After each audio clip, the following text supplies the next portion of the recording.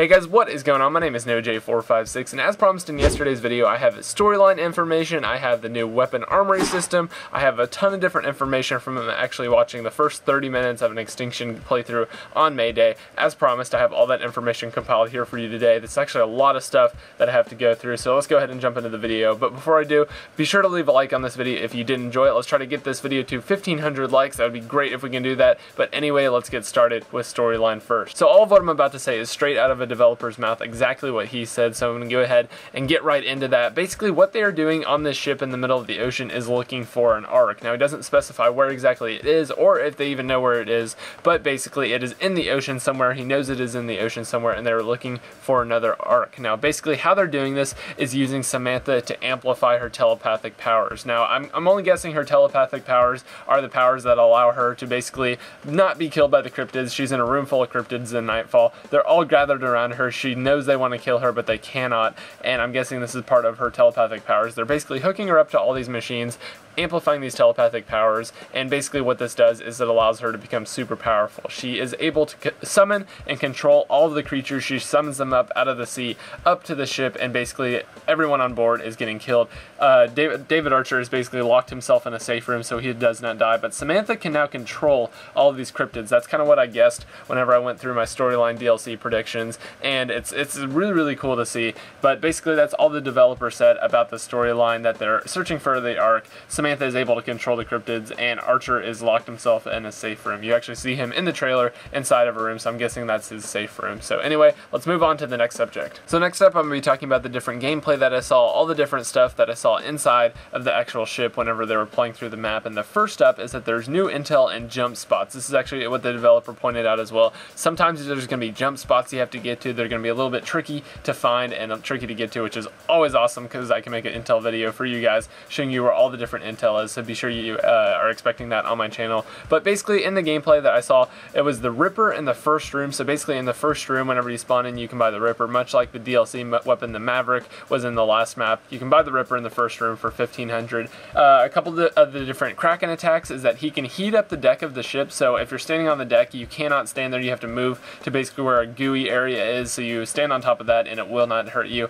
He also has an attack that stuns all of your resources, so if you're out of ammo and he uses this attack, basically you cannot buy yourself more ammo for a little bit. And then he just has normal attacks where he'll try to hit you or spit stuff at you, do whatever a Kraken does. That's all the stuff the developer said that happens in the actual gameplay whenever you're fighting the Kraken, so that's really, really neat to see. A couple of the new equipment items and stuff like that are new shock turrets. There's hypno traps. It will basically turn two aliens into hypnotized. You saw it in the first two maps. Basically, if you hit an alien with a hypno knife, it'll turn and fight for you. And in this one, you can actually use it on rhinos. So if you have a rhino that is charging you, just go ahead and lay down a hypno trap. If he runs over the hypno trap, you can actually get a rhino, which would be absolutely amazing and really, really a powerful ally to have in this map. So the next one up is sticky flares. You can craft these. Basically, you'll throw out the flares, all the aliens will gather around it. It works just like a normal flare, but as soon as the flare is up, it will actually explode and deal massive amounts of damage. He said it was very, very powerful, and it would basically just destroy everyone. The next thing up is pipe bombs. There are pipe bombs that you can craft. There's a mobile platform during one of the actual excavations whenever you're drilling through the hive. Basically, you'll place the drill on a mobile platform. It'll drive it over to the hive, and it'll start drilling. And then whenever it's done, it'll bring the drill back to you. You can go ahead and grab it. Not really the most exciting thing that you can actually use, but it is really, really cool to see that they're actually trying something different with this. There's going to be a new chaos mode. This is not related to the Extinction storyline at all, but it's going to be a new chaos mode where basically you can go around, shoot all the aliens, and it's much like the chaos mode in Modern Warfare 3, except with aliens. So that'll be really, really cool. Next thing up is there's a new armory system, which basically allows you to have permabuffs. So there's going to be an engineer, a medic, tank, and a weapon, and there's going to be basically a special power. I don't really know what they're called, but you can get these through the means of teeth, and teeth you can basically get by completing challenges, killing a bunch of aliens, taking someone brand new with you all the way through an Extinction escape. And I mean the teeth system wasn't really talked about too much. much. But basically, in this armory system, they're going to be perma buffs to your character. The engineer is going to have a ring of protection